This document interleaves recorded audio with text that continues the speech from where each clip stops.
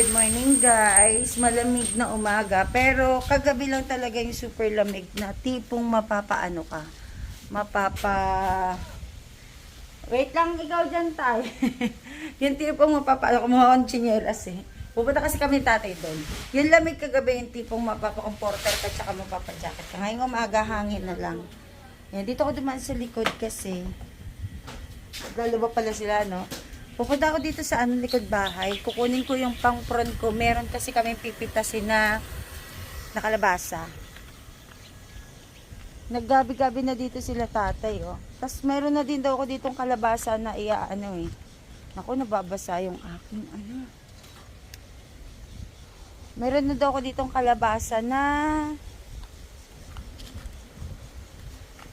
saan na nga ba yun? Na meron ng bunga. Ayan, may lumabas ng babae. So, papalakihin ko lang para maano ko, hand pollinate ko. Ayan, dito may mga kamatis na rin pala tayo pwedeng mapitas. Ayan, ito lang, kanda mo nito. Ayan, oh. Ayan, ito kailangan matanggal to kasi, ayan, oh. Pero nakikita ko nga, ano to, herbal. Yung mga ganito. Pero ito, kailangan na itong i-harvest. Ay, tanggalin, bunutin kasi, ano, ito nga, oh. Herbal din daw yun. Nakikita ko lang na pa. Oh, nakita ko na kasi hindi pa pwede palang lagyan. Ayan oh, meron na akong lalaki oh. Mag-iingat dito siya. Ito yung magandang pang ano. Dadami naman yan. Lalaki pa yan. Gumagapang na nga oh. Punta na ako kay tatay.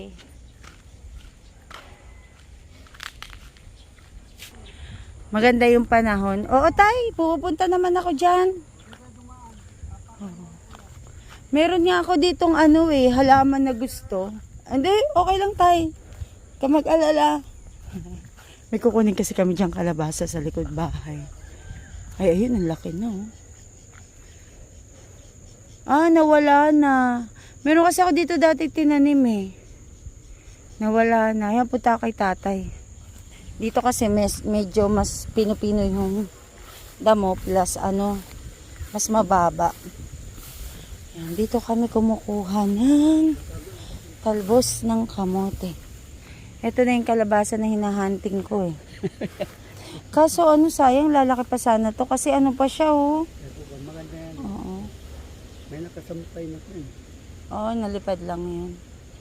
Ayan oh. Hindi, ito to, kailangan to. Ito, yan, pag ganyan. Yan, ibaba.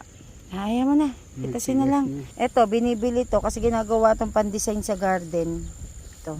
Oo. Hindi na namin hinarvest kasi baby pa. Saka na lang kapag lumaki na siya. Ganda na ng mga halaman. Ngayon. Ngayon, galing sila sa ano, sa grocery. Ano ito mga binili nila? Ay, Kel, may ganito ako. May measuring cup ako. As in, ganito. Ito, nag-grocery sila kasi mahilig siya nga magluto-luto. Tapos, ito, bumili siya ng gardenia.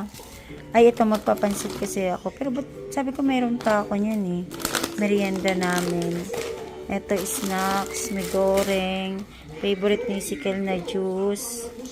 Tsaka to. Ano tong list na sa ano? Malamig? Ice cream? Dapat ilagay ito sa freezer. Tapos bumili siya ng chicha namin dito. Magluluto ako ng pansit.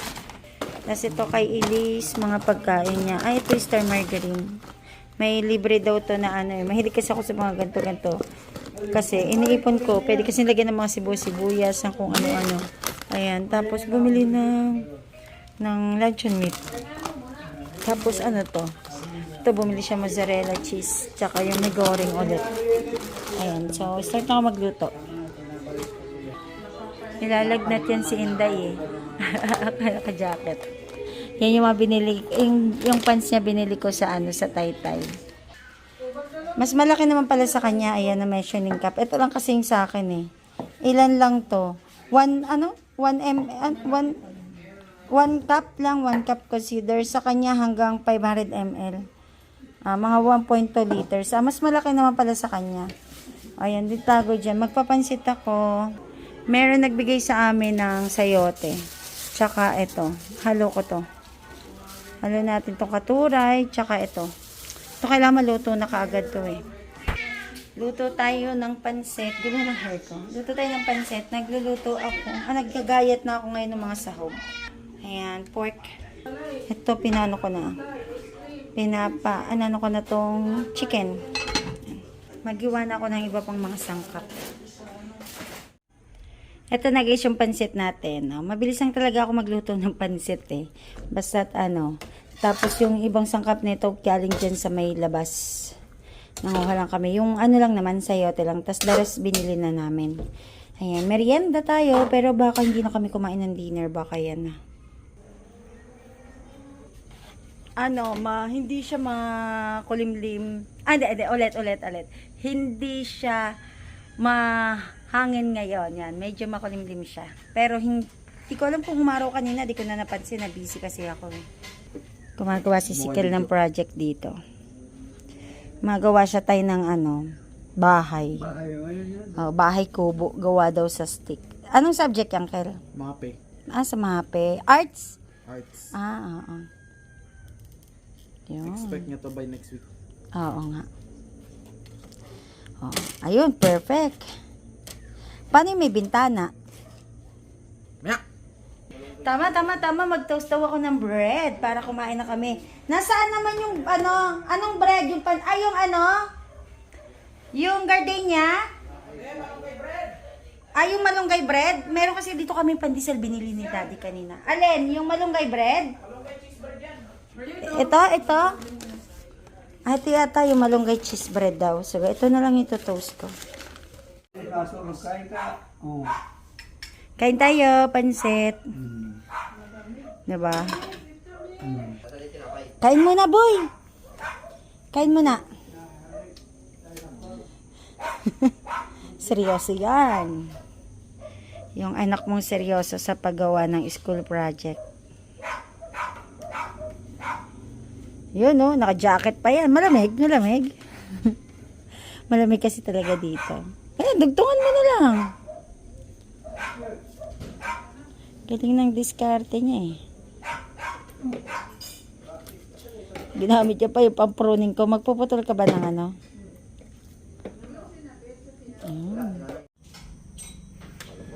Tingin nga.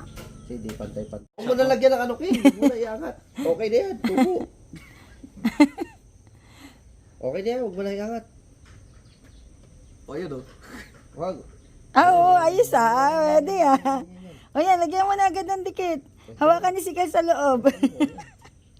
Ang kulit nito dalawang ito. Ay, butas. Ako naman nagtatahi, diba? Magayo mukha ako.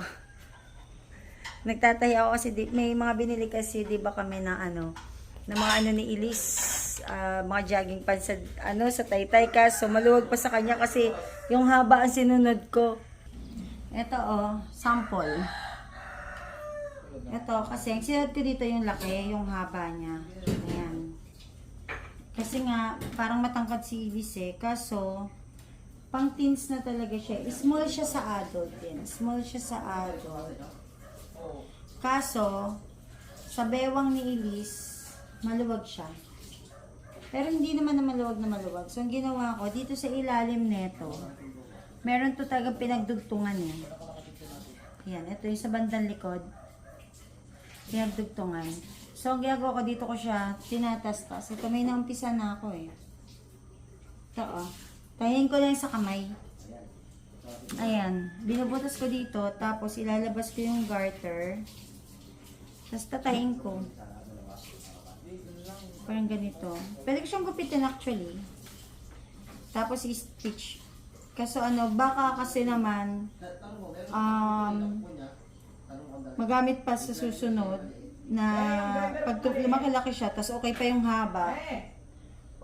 Grinder mo na parang maliit para sa kuko. Ay, nasa bahay. May cutter ako dito pero manipis yan. Parang ganito gagawin natin. Tutupian natin sa loob.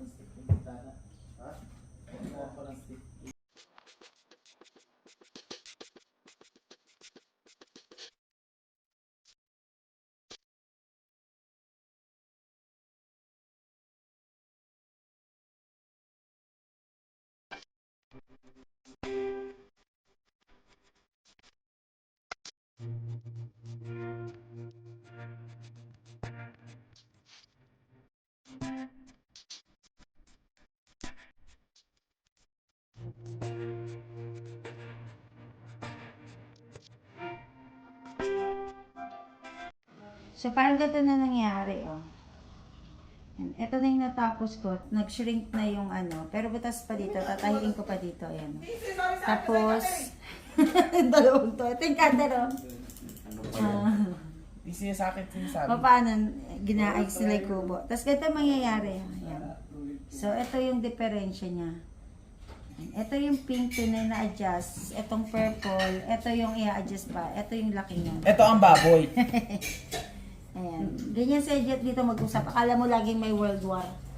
Ayan. Isukat ko muna kay Elise. For sure magagalit na naman sa akin si Elise kasi istorbohin ko naman siya. Pero ano, tahiin ko muna dito. Stitch ko muna siya. I-stitch ko muna.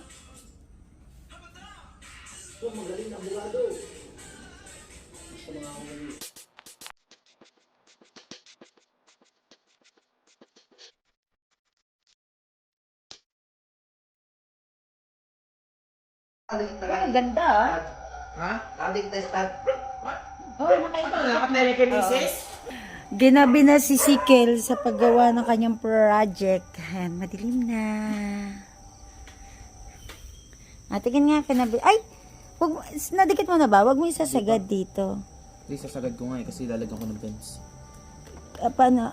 Tas yung pens, idudugtong mo na lang sa bahay. Okay. Sige, tama. Tama. Tama. Gawa ka pa ng posting katulad nito, oh. Dito, oh. Oh! Ilan pa? 1, 2, 3, 4. Hindi. 3 lang. 1, 2, 3. Apat lang yan. 3. Wag na dyan sa may gilid ng house. Posible naman mga ilagay dyan. Dyan na lang. Ganda. Kailangan ko clear yung table. Ilaglag mo na lang para mabilis ka.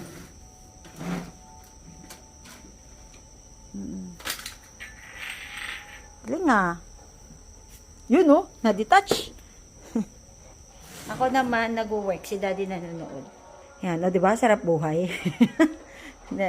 Nag-Netflix siya. Ako mag-work.